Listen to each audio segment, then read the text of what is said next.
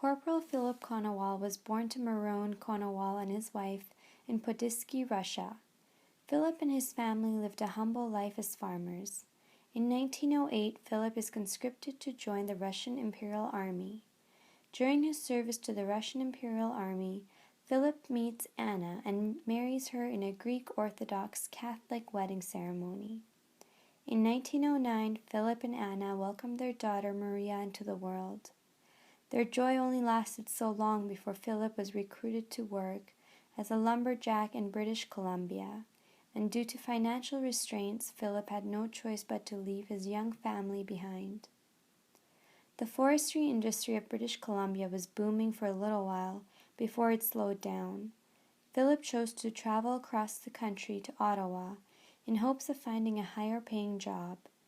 Before he knew it, Britain had gone to war with Germany, and the Anglophone Canadians rushed across the ocean to support Britain in the Great War. The war went on for longer than expected, and many lives were taken, which increased the demand for more soldiers. At this time, immigrants of non-British descent were welcomed to join the Canadian Expeditionary Force.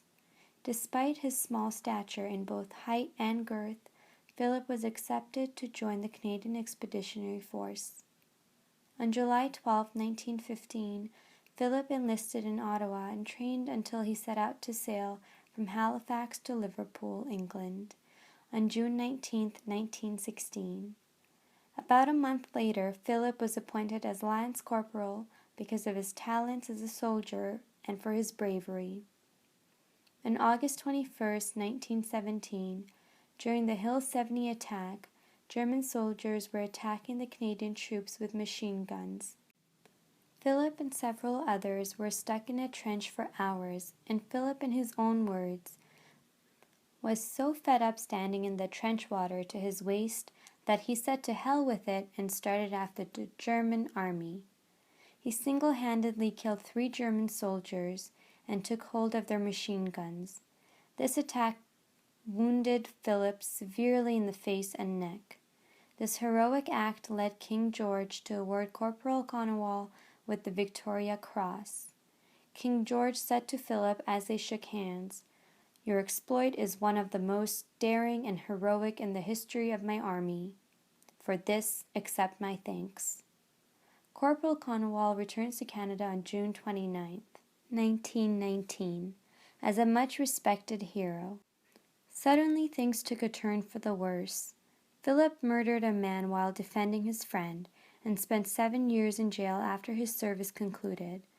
Due to what was deemed to be an organic disease of the brain, which we could speculate to be the modernly defined post-traumatic stress disorder, he spent another 3 years at a psychiatric hospital to receive treatment. After his recovery, Filip searched for his wife and daughter in Ukraine, and to his dismay found that his wife had passed on, and his daughter was a lost orphan in Stalin's communist regime. Despite all disappointment, Filip persevered and remarried a woman by the name of Juliet, and spent the rest of his life with her. Corporal Filip Konowal passed away of old age on June 3, 1959.